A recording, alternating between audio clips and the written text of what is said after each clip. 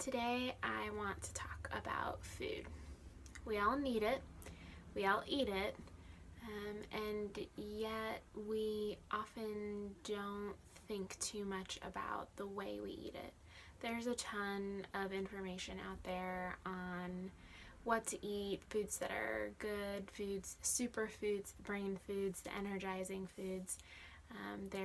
It's not a secret that the way food impacts our body also impacts the way we feel physically, the way we feel emotionally, thoughts, and so on and so forth. And there's this cyclical relationship between our body and our emotions and our thoughts, and they all influence one another in different ways and impact and are impacted by one another. And so while there's tons of material to talk about what we eat, I want to talk about how we eat today.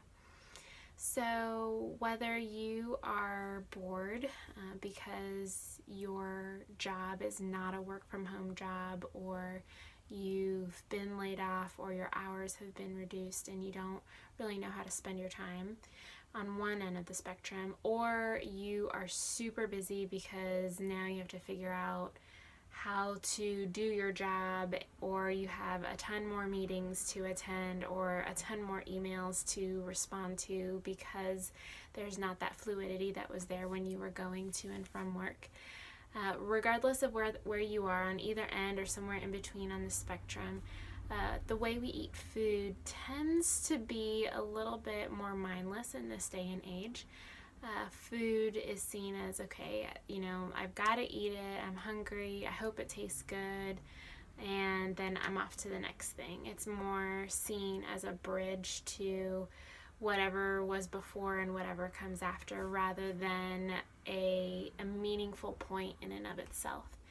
And so whether you are grabbing a snack or sitting down for a meal, which I would encourage sitting down for a meal, I want you to think about eating mindfully. So when you go and reach for some food, whether that's getting ready to prepare a meal or getting ready to prepare a snack, to ask yourself, am I reaching for food because I'm actually hungry? And kind of checking in with yourself of what does my body feel? Is it feeling hunger in this moment? And if it is my reaching for the food in response to that hunger, or is it just an automatic response? On the flip side of that, maybe you find you're going long hours without eating because you just feel so distracted or so torn that you don't even have the sense of hunger in your gut to be able to say, why haven't I reached for food in, the last 5 hours? Why haven't I had that pang for, hey, it's a good time to eat now, something that my gut tells my brain it's time to take in something so that we can keep energy going, keep our body moving.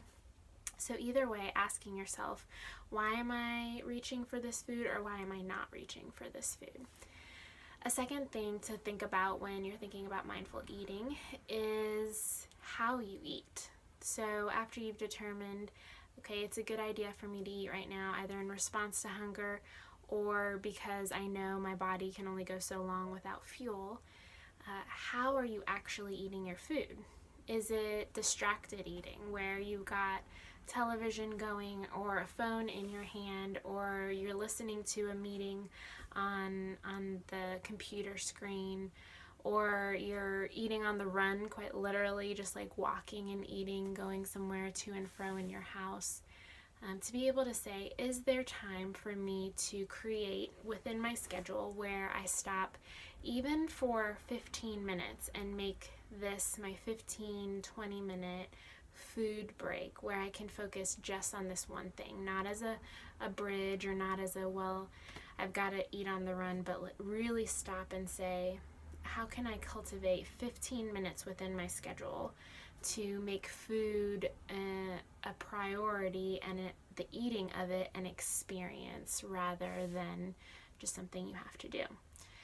And so in the midst of that, when you take 15 minutes in your schedule, 20 minutes would be a little bit more ideal, but I know for some of you that might be difficult. or you might feel like there isn't really time to even take 15 minutes. I want to challenge you on that, because there probably is 15 minutes time. Even with kids kind of going crazy in the background, or just a slew of meetings that you feel like you have to attend to be able to say no, to be able to create boundaries, to say, hey, I need time to eat. When you schedule that 15, 20, 30 minutes, if you feel like that is possible, then how do you eat within that time? Again, not distracted, not with things going on, but saying, this is my eating time, and that is the one thing I'm going to do in this moment, is eat. And I'm going to focus on how I bring food into my body, how it tastes, how it smells, what it feels like in my mouth, really savoring each bite and really paying attention to each bite. What this does is it helps us from overeating, because we're not paying attention, and so we're just, eating whatever's on our plate or whatever's left in that bag of chips. Because you're so distracted, you're not taking in the signals from your body that, okay, now it's time to stop. But also it cultivates an enjoyment of the food that we are eating. Even if it's not the best food in the world, a culinary experience, something that maybe might just be bland in our mind or mildly enjoyable can actually be even more enjoyable when you stop to consider the nuances of the taste and the smell and the feel. Thinking about how I can be present as I eat, so that eating is not just something that is a survival mechanism, which it is, but it can also be something that gives me pause throughout the day to be present when so many things are vying for my attention. Even my own boredom or feeling down can be vying for your attention in such a way that you miss out on the meals that you are eating.